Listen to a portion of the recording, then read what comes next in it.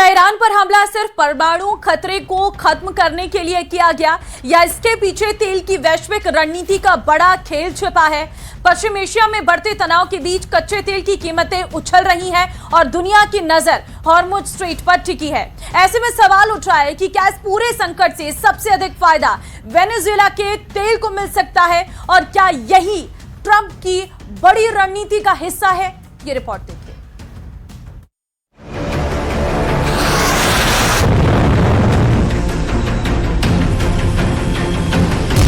क्या middle east में तेल के लिए हुआ सारा खेल? क्या वेनेजुएला के तेल को दुनिया भर में चलाना चाहते हैं ट्रंप?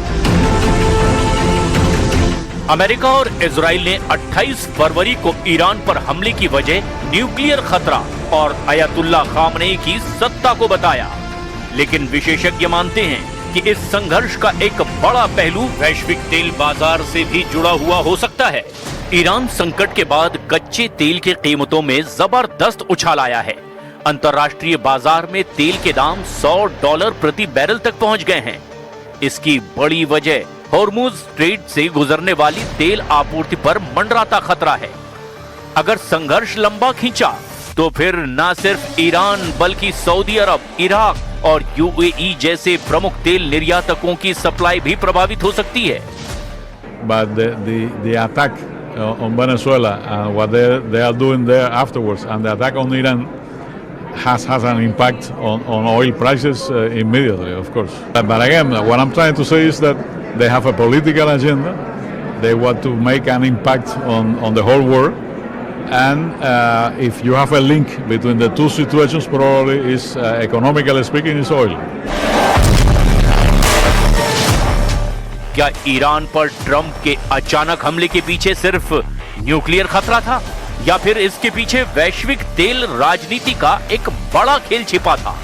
माना जा रहा है कि पश्चिम एशिया में तनाव बढ़ा करके अमेरिका दुनिया के तेल बाजार को अपने हिसाब से मोड़ना चाहता है और उसकी इस रणनीति में वेनेजुएला का तेल अहम भूमिका निभा सकता है। विशेषज्ञों का भी मानना है कि अमेरिका वेनेजुएला के तेल को फिर से वैश्विक बाजार में मजबूत बनाने की कोशिश कर सकता है। हाल के सालों में अमेरिका ने वेनेजुएला पर लगे तेल प्रतिबंधों में सीमित ढील भी दी है, जिससे कुछ कंपनियों को वहां उत्पादन की अनुमति भी मिली है। ईरान पर हमले की टाइमिंग भी कई सवाल खड़े करती है। जनवरी में ही अमेरिका ने क्षेत्र में अपने युद्धपोतों की तैनाती बढ़ा दी थी और इसके बाद तनाव लगातार बढ़ता चला जा रहा था। इसी बीच अमेरिका में वेनेजुएला से कच्चे तेल का आयात भी बढ़कर के 1 साल के उच्चतम स्तर पर पहुंच गया है। विशेषज्ञों का मानना है कि अगर पश्चिम एशिया में अस्थिरता बढ़ती है और हॉर्मुज स्ट्रेट से तेल सप्लाई प्रभावित होती है तो वेनेजुएला जैसे वैकल्पिक स्रोतों की मांग तेज हो सकती है।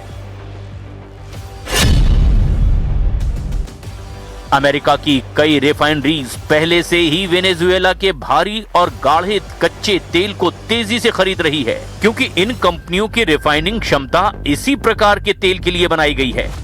अमेरिका रोजाना करीब 41 लाख बैरल तेल नीदरलैंड्स, दक्षिण कोरिया और भारत जैसे देशों को निर्यात कर रहा है। ऐसे में अगर ईरान के साथ युद्ध लंबा चलता है और हॉर्मुज स्ट्रेट से तेल सप्लाई प्रभावित होती है तो दुनिया को दूसरे तेल स्रोतों की जरूरत पड़ेगी। ऐसी स्थिति में वेनेजुएला के तेल की मांग अमेरिका और भारत जैसे देशों में बढ़ सकती है।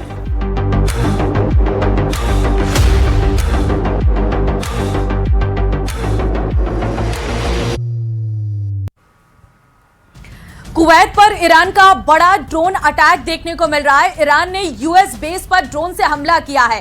कुवैत ने ईरान के कई ड्रोन मार गिराए हैं। बड़ी खबर आपको दे रहे हैं, कुवैत पर ईरान का बड़ा ड्रोन अटैक देखने को मिला। ईरान ने यूएस बेस पर ड्रोन से हमला किया है। कुवैत ने ईरान के कई ड्रोन इस दौरान मार भी गिराए हैं।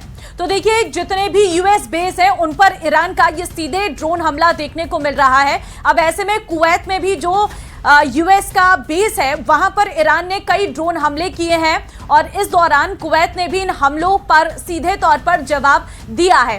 तस्वीरें आपके सामने हैं, ये ड्रोन से जो हमले हुए हैं उसके बाद की तबाही की तस्वीरें सामने आ रही हैं।